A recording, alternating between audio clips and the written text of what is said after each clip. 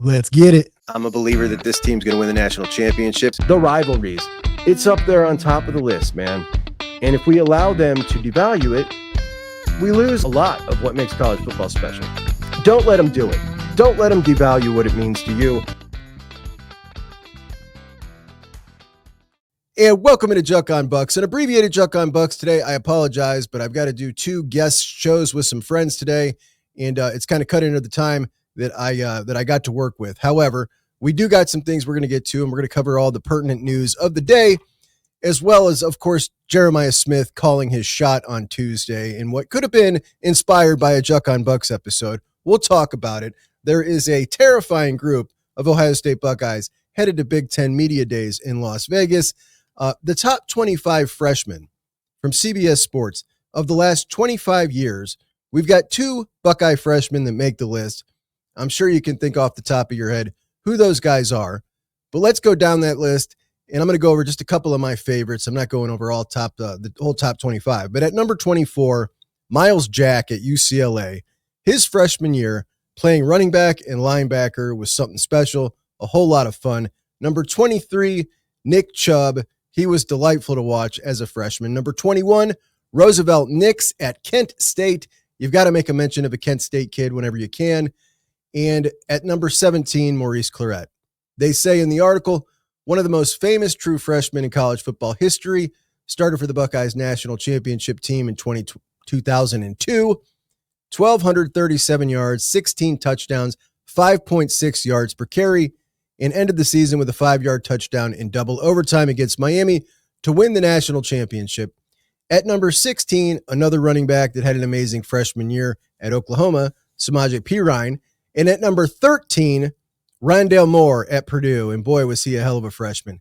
At number 8, Jonathan Taylor at Wisconsin. That was a great freshman year. Number 6, Brock Bowers at Georgia. Number 4, Ohio's own Luke Kuechly at Boston College. Number 3, Adrian Peterson. And at number 2, Jeremiah Smith. Number 1 goes to Trevor Lawrence, and you can understand that. He's the quarterback for a national championship team.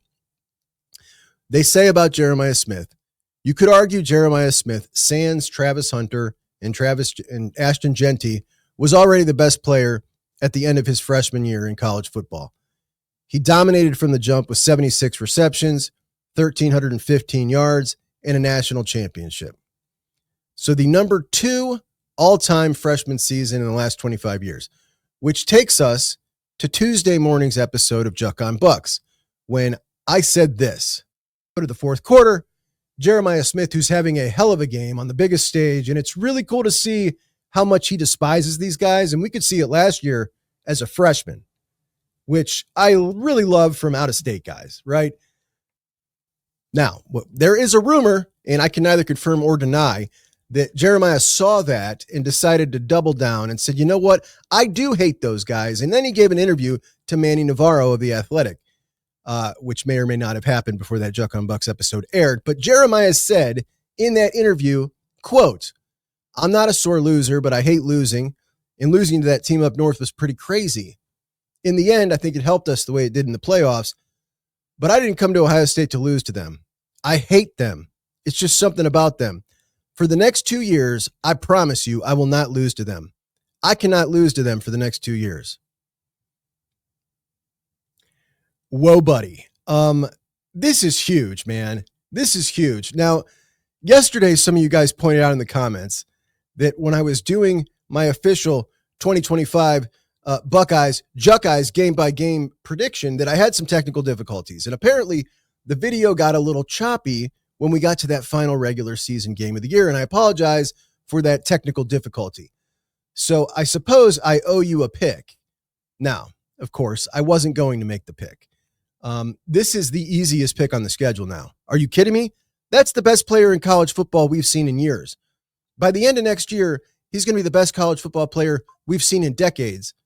He can dominate a game from the wide receiver spot, whether that's by himself or making a defense totally adjust itself and letting his brothers destroy you. And that is the kind of brash I want to hear from a generational player who's not cocky. He's not a cocky kid. He's not an egotistical kid.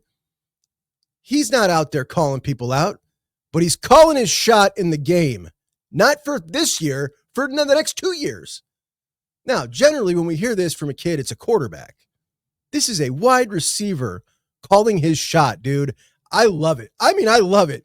And I'm sure there were some people who didn't love it, but I love it. And without a doubt, Ohio State ends that streak in Ann Arbor this year. So I want to thank Jeremiah for preemptively putting my nerves at ease. Chalk that up to a W. It's over. That game's done. It's curtains. Don't talk to me about a jinx. Jeremiah did it. It's curtains. There's no way the Buckeyes are losing. Now, additionally, Monday, it was announced by the Big Ten. They came out with the email for the schedule for Big Ten Media Days, which is taking place in Las Vegas. And they announced all the players that each head coach is bringing with him. And last year, Ryan Day brought Jack Sawyer, Emeka Egbuka, Denzel Burke, which was a really perfect group, right? You had really a mix of 3 different personalities.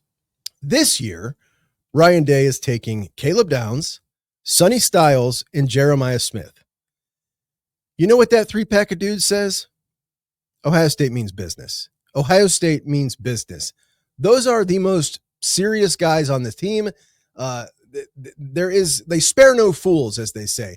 Like, we're talking about the most non-BS guys on this team in a long time. And watching these dudes sit for interviews is going to be hilarious. Like, they don't like dumb questions. They're all very intimidating guys. And this is going to be one heck of a show when they go out to Las Vegas, because everybody is going to want a piece of them in the national media. And the national media asks hysterically dumb questions. So last year, you get that group. This year, you get 3 guys with essentially the same personality. And it's all serious, hard work, win. And it is like the coolest group ever. I mean, I love this. At a media day, it's not like you would normally want to take a guy with a big mouthpiece. These dudes are not that. And I love them all for it. Now, Sonny's kind of lightened up as he's gotten a little older. He used to be super serious. And Jeremiah, not quite as shy as he used to be. But this is going to be amazing. Last year at Big Ten Media Days, it was so cool watching Ryan Day walk around that place like he was Nick Saban at SEC Media Days. He just kind of naturally has assumed the role as the big dog of the Big Ten. And I loved watching it. And I'm so excited for this year's. Like, what kind of bombastic trash are we going to see from Lincoln Riley this year after his incredibly arrogant performance last year, only to be outdone by Curt Cignetti last year, who then backed it up? Lincoln didn't back his up. We got to listen to Dan Lanning. Dan Lanning, he's going to get asked about the Rose Bowl several times, I'm sure. We get to see if UCLA head coach Deshaun Foster will be able to redeem himself after last year's disaster. Maybe he writes a few notes this time. Luke Fickell, going to get asked about this ridiculously hard schedule, maybe about the hot seat. James Franklin, about the best opportunity he's ever had for a national championship. Man, I wish I could go to this. This is so exciting. Big Ten Commissioner Tony Petitti was on the Joel Klatt show talking about the playoff. And this is interesting because we have not heard anything out of the Big Ten or Tony Petitti in regards to the playoff. Big Ten been silent while the SEC has been out there running their mouth and running their propaganda campaign, which is very much on brand for both conferences. And I listened to the show, and a couple of things stand out to me with the meeting, the interview with Tony Petitti and Joel Klatt. And Petitti was very diplomatic, basically said the Big Ten will listen to any proposal, right? But essentially, they're pretty much convinced at this point that the 4-4-2-2-3 is the 16-team model that best fits the Big Ten and is the best model for college football, as it provides access to the most teams for the longest amount of time, which is absolutely true. If the Big Ten and the SEC's 6th place team get to play in a play-in game, then you're talking about teams ranked number 6, 7, and 8 in the conference standings as you're fighting down towards the end of the season. They're all still in the mix. When you look at the Big 12 and the ACC, teams 1, 2, 3, and 4 in both conferences, they're all still in the mix with their eye on the prize.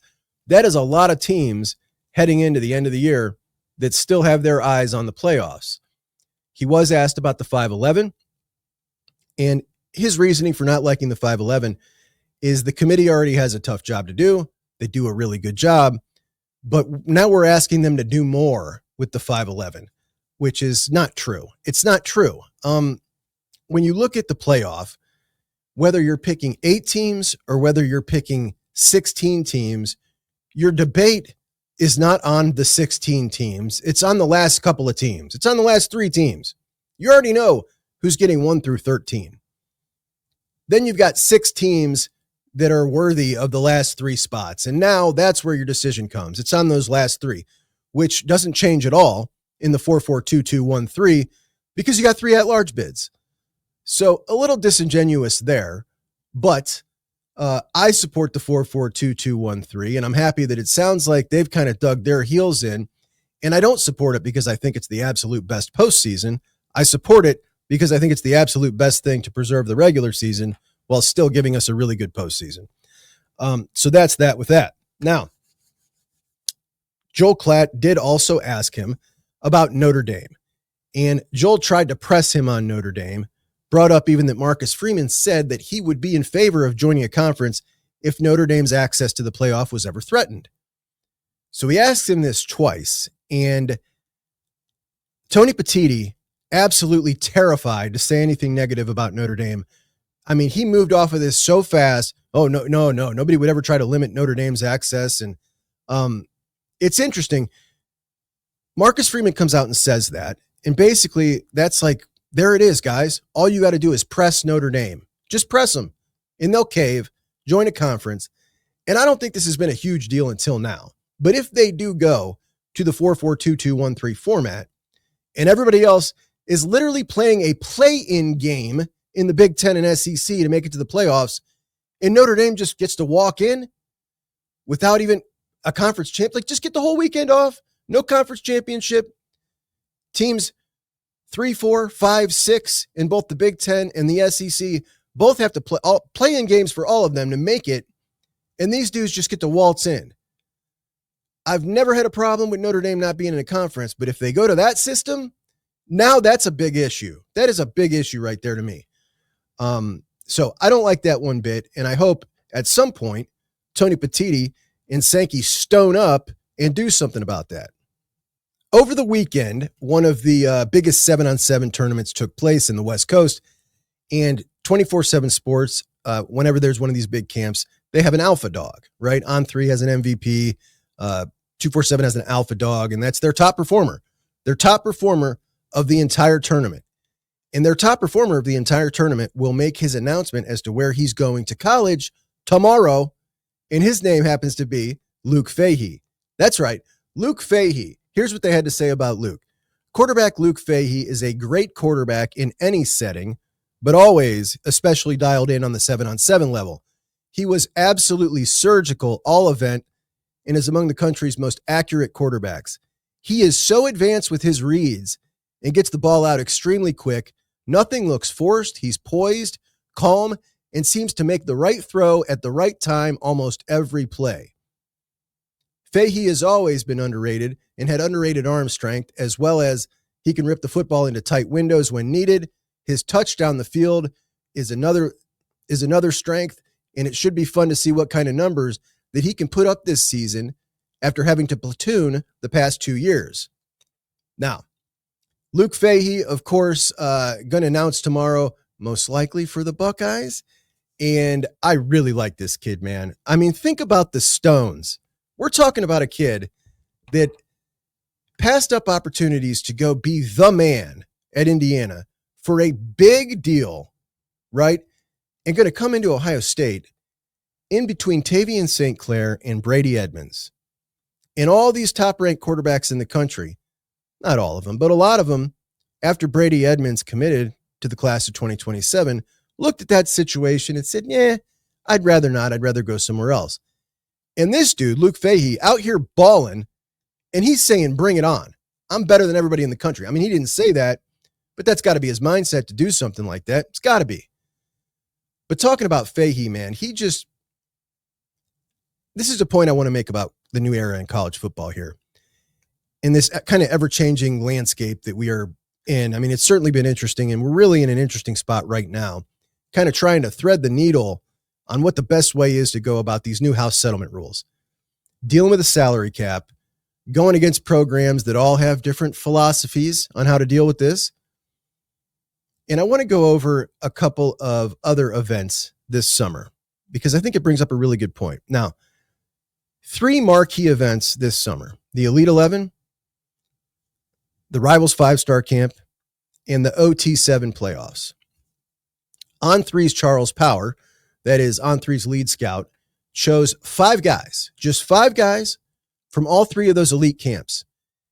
And as we move forward into recruiting and talent acquisition, and we talk about the best strategies, there is one thing to me that maybe has never been more important for Ohio State than it is right now when we talk about this money situation with Ohio State always having a good roster, needing to retain older players, which is always going to make it more difficult if everybody's operating on the same budget, because you're going to have programs that don't have that kind of talent that they need to retain so they can pour more into the young kids.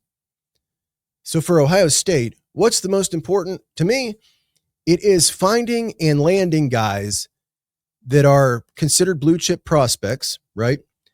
Which that's technically a 4 and a 5-star, but I more mean like guys like that are mid-range 4-star guys. Finding those guys that are actually elite prospects. Because we can look at the end and count up the 5 stars at the end of a class and say, okay, Chris Henry Jr., Blaine Bradford, hopefully Braylon Womack. We got 3 5-stars this class. But those are 5 stars by the rankings. I'm talking about 5 stars when they show up and start playing at Ohio State. Other guys, other programs, they're paying these guys 5 stars more than Ohio State can afford to do it in this current system. Like I said, they've got to pay a lot of guys to retain them, which is obviously always going to be the priority. But it's mid-range 4 stars, the guys in the 200s and 250 range. Those guys right there, doing those evaluations on those guys and nailing those ones, more important than ever, because these guys have not been treated like 5 stars by schools. They're treated well. Their egos aren't huge. They've not received $600,000 offers. And there will be several cases each cycle that many of those guys in that range will be much better football players than the kids that are getting offered $600,000 a year. And finding those guys in this climate has never been more important. So while we lament the fact that Ohio State didn't get a Carter Meadows, a top-of-the-board guy, didn't get a Luke Waffle, a top-of-the-board guy, also very important to note that Ohio State did get Kari Wilder, who at the time, not a top-of-the-ranks guy. Washington, UCLA, got a USC offer, but they didn't really pursue him hard. Ohio State did get Jordan Thomas, not a top of the rankings guy, but top of the Buckeyes board guy. Ohio State in on Luke Fahey, who certainly sounds like he is of much more value. Damari Simeon, top 10 at his position, in my opinion, on 3s as well, but his composite is about 20. Let's talk about Kari Wilder. We talk about those camps, right? Charles Power, 3 camps, the biggest camps in the country. And what he did was he ranked the 5 players whose stock was on the rise most. Out of all 3 of those camps, the 5 players, just 5. And number 1 on his list, Kari Wilder. And he has to say about that. Ohio State's Kari Wilder had a dominant performance at the Rivals 5-Star Camp, earning on-3 MVP at the talent-rich event. No prospect on hand won more one-on-one reps throughout the day. Wilder won reps as an edge rusher. Then he moved inside and walked offensive linemen back to the quarterback dummy with a vicious bull rush. He quite literally put touted offensive linemen on their backs during one-on-ones. While the first step quickness and speed to power were easy to see, we also liked his technicality. Wilder flashed quick hands and some encouraging pass rush moves. Based on the great showing, Wilder was the most obvious stock up riser at the entire camp, which is no surprise to me. very obvious from the first time I saw his film. This dude drastically underrated and got the attitude to go with it. He shows off at this camp like he's going off the board after his senior year. He's a top 100 guy, right? He's a top 100 guy. Who's number 2 out of all 3 of those camps on Charles Power's top 5 players of all 3 camps? It's Sam Greer. Ohio State offensive tackle Sam Greer, in a very deep group of touted offensive linemen at the Rivals 5-star, Sam Greer stood out among them all. The Ohio State commit checked in at nearly 6'7", 323 pounds with plus length. Greer was a standout during the extensive one-on-one periods, getting the best of talented pass rushers on most of his reps. Greer flashed light feet and some of the best reactive quickness among the offensive linemen at the Rivals 5-star. He was also hyper physical. Greer was a bull on contact, giving little ground once engaged. The showing should be taken as very encouraging, given Greer's relative lack of experience, missed much of his sophomore year with a season-ending injury, confining most of his varsity experience to just his junior year. A 2-sport star who has MAC offers in basketball, Greer made a statement as a rising offensive tackle at the Rivals 5-star.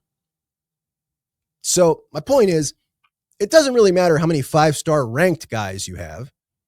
It matters how many 5-star performers you have. And when we look at Sam Greer against the rest of these offensive linemen in this class, I don't think outside of Jackson Cantwell, there's not one I would take over him. When we look at Kari Wilder, he stacks up, there's maybe 5 guys, I think, 5 guys on the edge that you'd take over him. But Kari Wilder's got the versatility, as Power just said, and as we've heard the Buckeyes want to use him, to be a guy who can play all along the defensive line. Got the bull rush, got the power, walking touted offensive dudes, touted offensive tackles back to the quarterback dummy, putting some of them on their back. Those are the top guys in the class that he's going to be facing in college, usually going to be facing guys that are lesser talented than that in college. And I am so excited for some of these guys.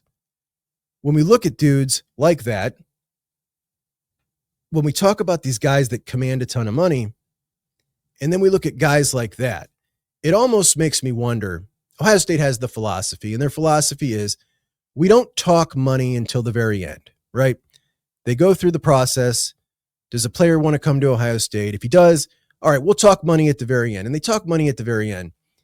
And it seems to me like maybe if you talked money a little bit earlier, you could scratch a couple of these guys off your list and get a feeling for the ones that are just going to go for the biggest offers, and then spend more of your time doing evaluations and landing guys like Kari Wilder that are a little bit overlooked, highly rated guys, but a little bit overlooked as elite guys.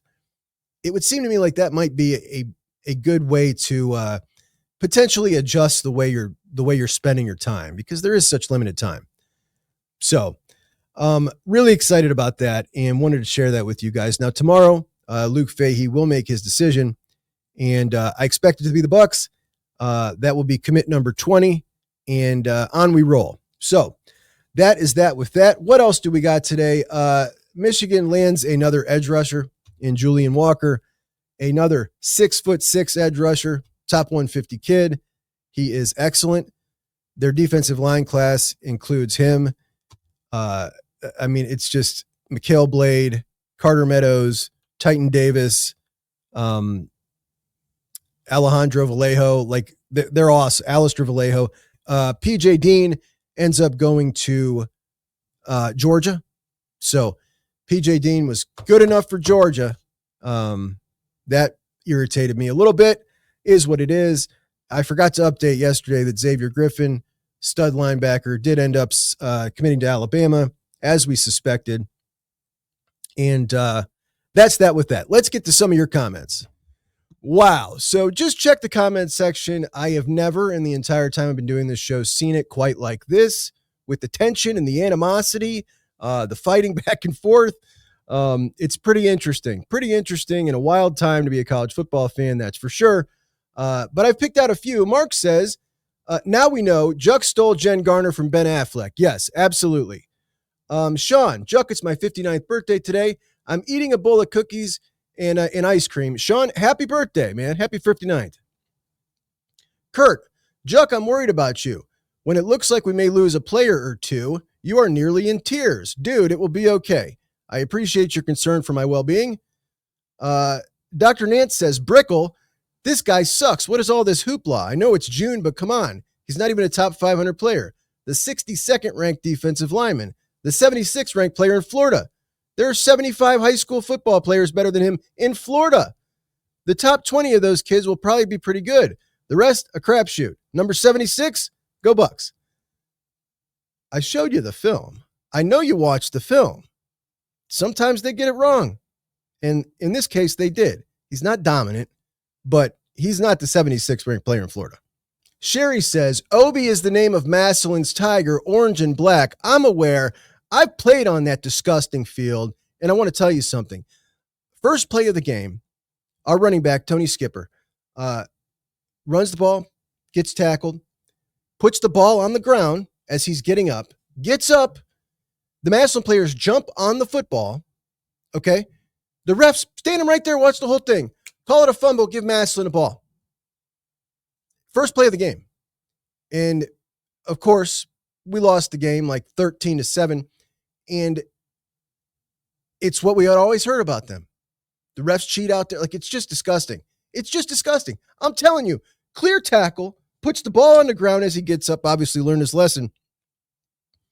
They jump on the ball, fumble. Amazing. But yeah, I'm aware. OBIE is Obi the Tiger and screw Massillon. Magman says, the Big Ten can stop scum in MSU by stating if you don't abide by the new NIL rules, you'll be kicked out of the Big Ten immediately, regardless of what some state legislator passes. Tennessee passed a similar law over a month ago, and the SEC told them in Vandy, if you don't follow the rule, you're out of the SEC. Both schools back down. You're up, Petitti. Rich says, the Big Ten has already said you must follow the Big Ten rules in the new system, or you could get kicked out of the Big Ten, which all the teams in the Big Ten and SEC agreed to. So this is all true, but what you're missing here is if it is overturned or some of these rules are overturned in court and it's found illegal, it is then illegal of the SEC and the Big Ten to hold them out. They can't do it. It's now illegal for them to do that if this gets struck down in court, some of these rules. That's the point here. That's what the legal challenges are going to be about. So if, for instance, the salary cap gets blown out of the water or the clearinghouse gets blown out of the water in court, whether the SEC and the Big Ten want everybody to follow the rules or not, it will be illegal for them to enforce that. They can't do that. So that's where that goes. It really, it's a house of cards if it gets shot down in court. Bedevil says, hey, Juck, love everything you do. I'd like to introduce a new term into the Juckeye vocabulary. With all the BS coming from the spin doctors covering scum, I want to introduce you to the term misinformation. Hope you like it. I don't like it. I love it. Misinformation. It's perfect. It's beautiful. Joey says, I agree that Dominic Kirks has looked good from the very little we've seen, but I think the scouts said he'd be a 3-tech eventually. Absolutely. Now, I thought he'd be a 3-tech by now. The fact that he's not makes me think maybe he won't be. But what I did want to show you guys was some pictures from the Hibachi dinner the other day. So the entire defensive line had dinner at a Hibachi grill, and you get to really see a couple of these guys comparison side by side. So I want you to look at Dom Kirks. I'm going to pull a picture here. So Dom Kirks is wearing this pink shirt there. He's on Larry Johnson's, our left. So you see the size of Dom Kirks, and there's Edric Houston, a defensive tackle, to the right of him. Dom is big, and he moves good, and he's from Painesville. We're talking a top 200 overall recruit that the Buckeyes flipped from Washington. This is his second year, and he looked pretty good in the scrimmage in the spring. So I'm starting to think, hey, maybe there's bright things coming for Dom. Who knows? But that was something I just wanted to put out there the other day. Now I want you to look over at the other side of the table, and we're going to go, by the way, the guys, so sitting down there, that's Logan George with Larry's hands on him, and obviously that's Caden Curry. So on the other side of the Hibachi grill, and I I hate hibachi grills. I hate them. My oldest son loves it. My middle son and I hate it. You go to the hibachi grill, it's always the same goofy show, man. Number one, it doesn't entertain me one bit. But there's a reason that kitchens are in the back of a restaurant, because it's smoky and that stupid hood over top of the hibachi grill doesn't ever work good. And the whole place stinks. You leave the hibachi grill, you know what you smell like? You smell like grill oil. It's disgusting. Anyway, other side of the table. Right here, we've got CJ Hicks seated. All the way on the right, of course, is Caden McDonald. And right there is our man Jarquez Carter in the white t-shirt. To his right, freshman Max Roy. But Jarquez Carter, would you look at him? Now, that's a body that's already changed since he's been on campus. And you can see, not that much smaller than K-Mac. Absolute dude. He is going to be a total dude. Moving along here, so you got Max Roy in the black shirt. Now, Max Roy, seated in front of him, that's Will Smith, and I can definitely see that Will Smith has put on some serious size, some broader shoulders.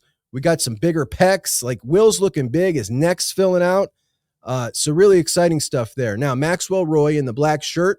To his right is Zion Grady. To his right is Jason Moore. And to his right is Trajan Odom. Obviously seated down there, our new guy, Bo Atkinson, and he looks like a stud for sure. Let's move on. There is the dude, man. Kenyatta Jackson sitting with Ty Malone right there. And Kenyatta, I wish he was standing up. Now, in the back here, we've got Josh Mickens is in the white t-shirt there, standing up. That is Eric Mensa turning around talking to him. And then all the way to the left in the white t-shirt, you can see how big Epi Satanile already looks. Guys, you know, we might really have a dude in Epi. I mean, he might be a total dude. So, you know, projecting forward, looking at Dom Kirks, depending on whether or not he stays outside, looking at Zion Grady, looking at our guys coming in, Kari Wilder coming in. You know, we've definitely got some dudes here. It's definitely not a panic button time at the moment. And we're going to get another defensive end as well. Just don't know who it's going to be yet. So there is the whole crew at the hibachi grill. Luckily, this one in particular doesn't look super smoky. So good for them. They're probably not stinking like grill oil. The one over here by my house, we always smell like grill oil. And my oldest son, you know, always wants to do it on his birthday or something, even though he knows it's my least favorite place to go. But that's what he wants to do. So luckily, my middle son is a hell of a chef, and he can make it at home just as good as anything else. So anyway, guys, that's our show today. I appreciate you so much, and I'll talk to you soon. Juck and Bucks out.